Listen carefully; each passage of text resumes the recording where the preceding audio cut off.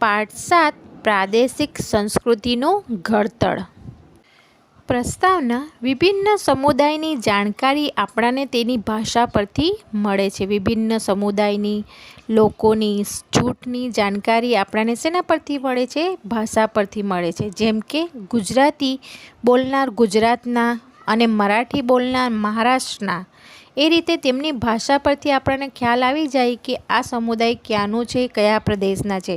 જેમ કે ગુજરાતી બોલનાર ગુજરાતના, મરાઠી બોલનાર મહારાષ્ટ્રના, બંગાળી બોલનાર બંગાળના.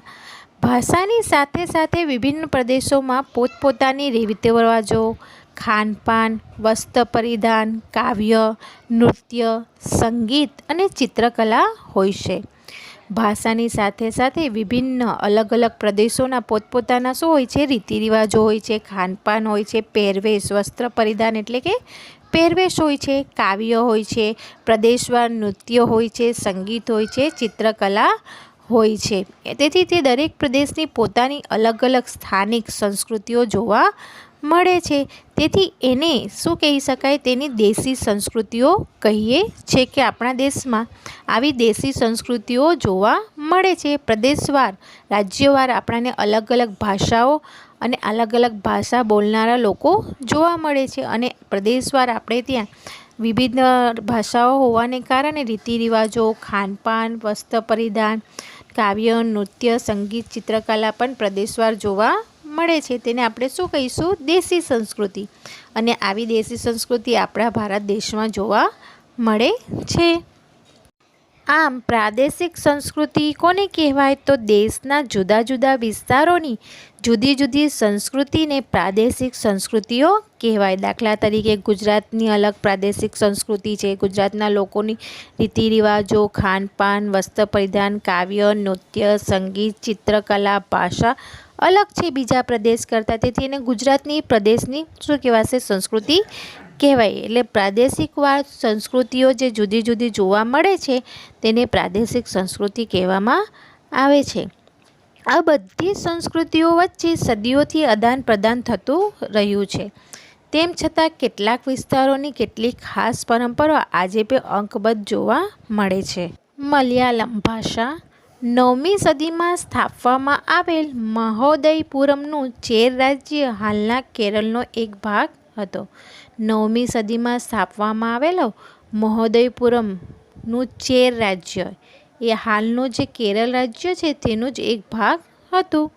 કેરળની સંસ્કૃતિને તેની ભાષા મલયાલમ સાથે જોડતા આ સંસ્કૃતિ મલયાલમ સંસ્કૃતિ તરીકે ઓળખાય છે. કેરળની સંસ્કૃતિને કઈ ભાષા સાથે જોડવામાં આવે છે? તો મલયાલમ ભાષા સાથે જોડવામાં આવે છે. તેથી કેરળની સંસ્કૃતિને મલયાલમ સંસ્કૃતિ તરીકે ઓળખવામાં આવે છે. મલયાલમ ભાષા કેરળમાં બોલાતી મુખ્ય ભાષા છે. મલયાલમ ભાષા છે તે કેરળ રાજ્યમાં બોલાતી મુખ્ય ભાષા છે. તેના પરથી સંસ્કૃતનો ઘણો પ્રભાવ જોવા મળે છે. મલયાલમ ભાષા પર કઈ ભાષાનો પ્રભાવ જોવા મળે છે? તો મલયાલમ ભાષા પર સંસ્કૃત ભાષાનો વધુ પ્રભાવ જોવા મળે છે. 14મી સદીમાં વ્યાકરણ અને કાવ્યશાસ્ત્ર પર લખાયેલ લીલાતિલકમ ગ્રંથ અને મણિપ્રાવલમ શૈલીમાં લખાયેલો હતો. 14મી સદીમાં લખાયેલો વ્યાકરણ ગ્રંથ અને કાવ્યશાસ્ત્ર કયું? લીલાતિલકમ. કઈ ભાષામાં કઈ શૈલીમાં લખાયેલો હતો? તો મણિપ્રાવલમ શૈલીમાં લખાયેલો હતો. બંગાળી ભાષા. બંગાળી ભાષાનો ઉદ્ભવ સંસ્કૃત ભાષામાંથી થયો હોવાનું માનવામાં આવે છે. બંગાળી ભાષાનો ઉદ્ભવ કઈ ભાષામાંથી થયો હોવાનું માનવામાં આવે છે? તો બંગાળી ભાષાનો ઉદ્ભવ સંસ્કૃત ભાષામાંથી થયો હોવાનું માનવામાં આવે છે. 15મી સદી સુધીમાં ઉપભાષાઓ તથા બોલીઓ મળી એક સામાન્ય સાહિત્યિક ભાષાનું સ્વરૂપ ધારણ કર્યું હતું, જે પશ્ચિમ બંગાળની બોલચાલની ભાષા બની. 15મી સદી સુધીમાં ઉપભાષાઓ તથા બોલીઓ મળીને એક સામાન્ય સાહિત્યિક ભાષાનું સ્વરૂપ ધારણ થયું હતું કે બની હતી, જે પશ્ચિમ બંગાળની શું બની? બોલચાલની ભાષા બની. તથા જનજાતીય ભાષાઓ, પર્શિયન ભાષા એટલે કે ફારસી ભાષા અને ભારતમાં અંગ્રેજ શાસનની શરૂઆત બંગાળથી થતાં ત્યાં યુરોપિયન ભાષાઓનો બંગાળી ભાષા પર પ્રભાવ થયેલો જોવા મળે છે. તમને પ્રશ્ન કરવામાં આવે વિદ્યાર્થી મિત્ર કે બંગાળી ભાષા પર કઈ કઈ ભાષાનો પ્રભાવ જોવા મળે છે, તો જનજાતીય ભાષાઓ, પર્શિયન ભાષા એટલે કે ફારસી ભાષાનો અને અંગ્રેજ શાસનકાળ દરમિયાન અંગ્રેજી ભાષાનો પણ બંગાળી ભાષા પર શું જોવા મળે છે, પ્રભાવ જોવા મળે છે. પ્રારંભિક બંગાળી સાહિત્યને 2 વિભાગમાં વહેંચવામાં આવે છે. બંગાળી સાહિત્યને કેટલા વિભાગમાં વહેંચવામાં આવે છે? 2 વિભાગમાં. કયા કયા? એક સંસ્કૃતથી પ્રભાવિત સાહિત્ય અને બીજું સ્વતંત્ર. પ્રથમ ભાગમાં સંસ્કૃત મહાકાવ્યનો અનુવાદ અને બીજા ભાગમાં નાટ સાહિત્યનો સમાવેશ થયેલો જોવા મળે છે. ગુજરાતી ભાષા.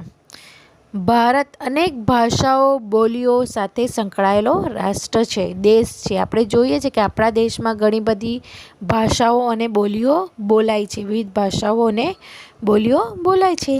પ્રાચીન કાળે એટલે ખૂબ જૂના સમયમાં ભારતમાં સંસ્કૃત, પ્રાકૃત અને તમિલ જેવી ભાષાઓનું ચલણ હતું. પ્રાચીન સમયમાં, ખૂબ જૂના સમયમાં, પુરાતન સમયમાં કઈ ભાષાઓનું ચલણ હતું? સંસ્કૃત, પ્રાકૃત અને તમિલ ભાષાઓનું ચલન હતું.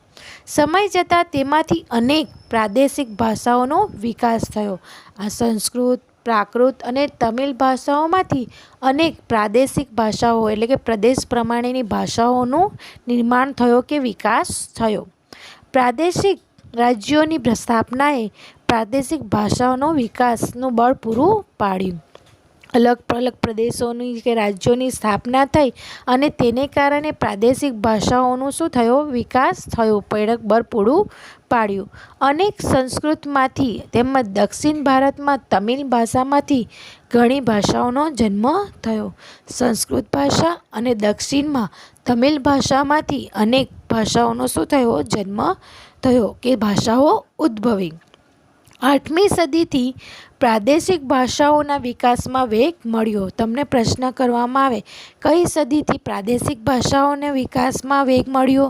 તો 8મી સદીથી પ્રાદેશિક ભાષાઓના વિકાસમાં વેગ મળ્યો. 8મી સદીથી પ્રાદેશિક ભાષાઓના વિકાસમાં વેગ આવ્યો અને હિન્દી, ખડી બોલી, અવધી, બંગાળી, ગુજરાતી, મરાઠી, મલયાલી, તેલુગુ અને કન્નડ ભાષાઓ વિકસી. તમને પ્રશ્ન કરવામાં આવે કે 8મી સદીથી કઈ કઈ ભાષાઓને વિકસી? તો હિન્દી, ખડી બોલી, અવધી, બંગાળી, ગુજરાતી, મરાઠી, મલયાલી, તેલુગુ, કન્નડ ભાષાઓનો વિકાસ 8મી સદીથી થયેલો જોવા મળે છે. અપભ્રંશ ગુજરાતી ભાષાની જનની છે અને આચાર્ય હેમચંદ્રથી અપભ્રંશ ભાષાની શરૂઆત થઈ. તમને પ્રશ્ન કરવામાં આવે કે અપભ્રંશ ભાષા શેની જનની છે? તો ગુજરાતી ભાષાની જનની છે. અને અપભ્રંશ ભાષાની શરૂઆત કોનાથી થઈ? તો આચાર્ય હેમચંદ્રથી અપભ્રંશ ભાષાની શરૂઆત થઈ. સંસ્કૃત, પ્રાકૃત અને અપભ્રંશ ભાષા પછી ગુજરાતી ભાષાનો વિકાસ થયો છે. ગુજરાતી ભાષાના નવા સાહિત્ય યુગના મુખ્ય સૂત્રધારો નરસિંહ મહેતા, મીરાબાઈ અને ભાલણ હતા. ગુજરાતી માટેનો કહી શકાય તેવો નવો સાહિત્ય યુગ નરસિંહ મહેતાના હાથે વિકસે છે. આ નવા યુગના સૂત્રધારો તરીકે નરસિંહ મહેતા, મીરાબાઈ અને ભાલણ.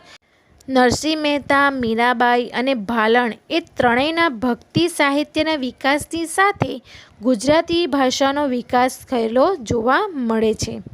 નરસિંહ મહેતાએ શામળદાસના વિવાહ, કુબેરબાઈનું મામેરું, હુડી, સુદામા ચરિત્ર, દાણલીલા વગેરે કૃતિઓની રચના કરી હતી. વિદ્યાર્થી મિત્રો, તમને પ્રશ્ન કરવામાં આવે કે નરસિંહ મહેતાઓ દ્વારા કઈ કઈ કૃતિઓની રચના કરવામાં આવેલી?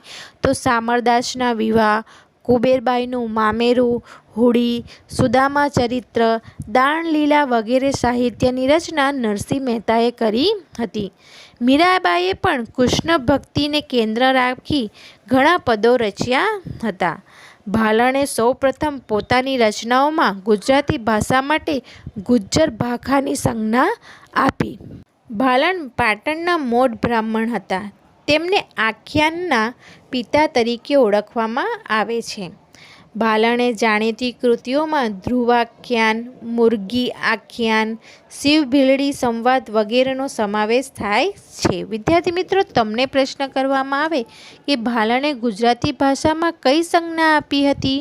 તો ભાલણે સૌપ્રથમ પોતાની રચનાઓમાં ગુજરાતી ભાષામાં ગુજ્જર ભાષાની સંજ્ઞા આપી હતી. આખ્યાનના પિતા કોણે કહેવાય છે? તો ભાલણ આખ્યાનના પિતા કહેવાય છે. ભાલણની જાણીતી કૃતિઓ કઈ કઈ છે?